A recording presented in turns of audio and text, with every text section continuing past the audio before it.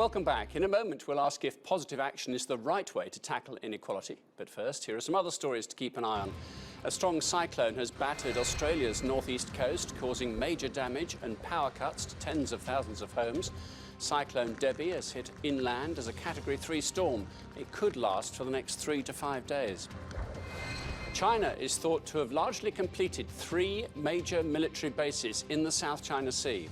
The bases are assumed to have naval, air, radar and missile defence facilities. The information was revealed by a US think tank who published images taken this month of what they say are the 3 facilities. And the wife of London's Westminster attacker, Khalid Masood, has said she is saddened and shocked by the atrocity and condemns his actions. Her comments follow a statement made by Masood's mother. Masood killed 4 people in an attack last Wednesday. Well, back now to the subject of discrimination in employment and how to tackle it. One way that's been tried in a number of countries is to use positive action or positive discrimination to tackle inequalities. In America, the Committee on Equal Employment Opportunity was established in 1961 and put into place measures for affirmative action. It was envisioned as a temporary remedy to level the playing field. In post-apartheid South Africa, the African National Congress implemented various legislative measures, including the distinct Black Economic Empowerment Act, to allow greater participation from the group. But in a number of countries, including the UK, positive discrimination, where an employer would favour individuals belonging to certain groups, is illegal. Its equivalent would be seen as positive action, introduced in 2011 and lawful under the Equality Act of 2010. Well, still with us in the studio is Ugo Arinze, who is founder of Onyx Property Consultants, and the human rights lawyer Nabila Malik. So the big question about all these various programmes, do they work? What do you think, Nabila?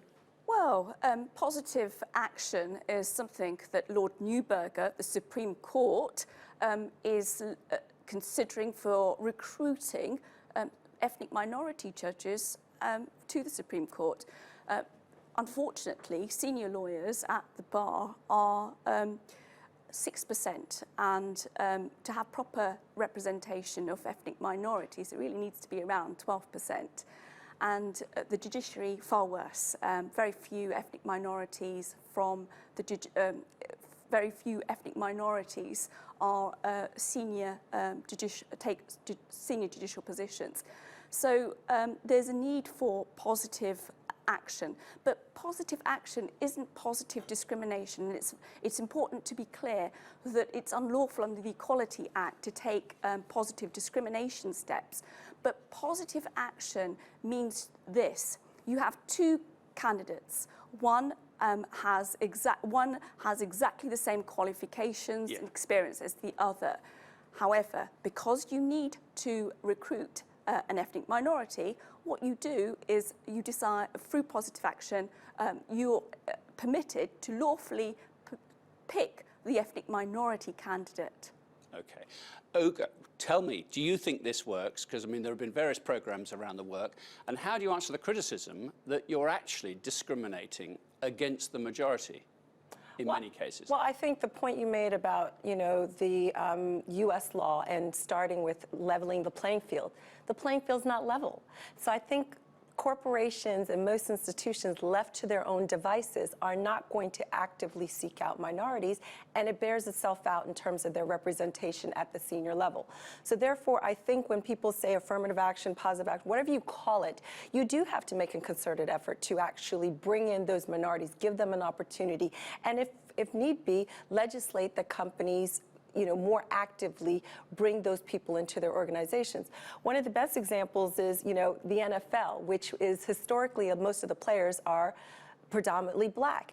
Yet for up until, I think, 10 years ago, there was no coach in the NFL. All the coaching staff tended to be white, right? Tended to be white, until they put in place a policy that said you had to interview, not hire, but interview a Black person for that position. Lo and behold, we start getting, coaches that are Black who are winning Super Bowls, who are proving that they're capable, but had never been given the chance. Sure. So to me, I think that's an excellent example, because once you have to force people to come into the door. What's about the argument, Nabila, though, that it patronises the employee who gets the job, or they're maybe seen to be at a disadvantage because the majority, rightly or wrongly, can say, oh, well, you only got that job because you were a woman, because you were a Muslim, because, you know, whatever the discrimination you're trying to fight, the genuine suitability for the role is challenged. But it's not positive discrimination. They are equally qualified as the next candidate. What is happening is the organisation is selecting the BME candidate because the organisation requires the diversity. The one thing about affirmative action, as the Americans term it, is that it doesn't go far enough. We actually... What would you do? Well, right now, we've got a huge problem with discrimination against the Muslim community. 76% of Muslim men are... 50% of Muslim men are unemployed. They are 76% less likely to get a job. And Muslim women, 65% less likely to get a job.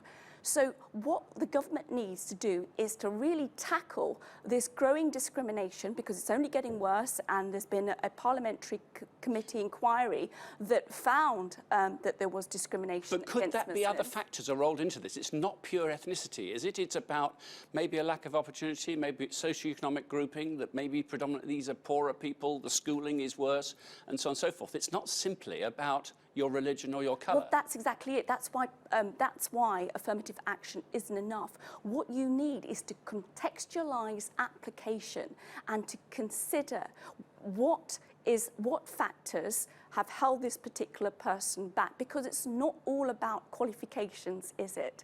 It's sometimes about what the person has in terms of personal qualities to bring in. Now, going back to something that was said earlier about diversity and what diversity can bring to an organisation, a Harvard study recently found that diversity can improve the organisation's performance. And I believe that that must be right, because individuals from different backgrounds have different things to bring into the mix. Ugo, let me give you the last word. Would you agree with that? Would you say that the ethnic mix of the organisations you've either worked for or your own company, does that Yeah, absolutely. And I think, again, it bears it out. The corporations that are more diverse do tend to bear it out in terms of the productivity, the bottom line.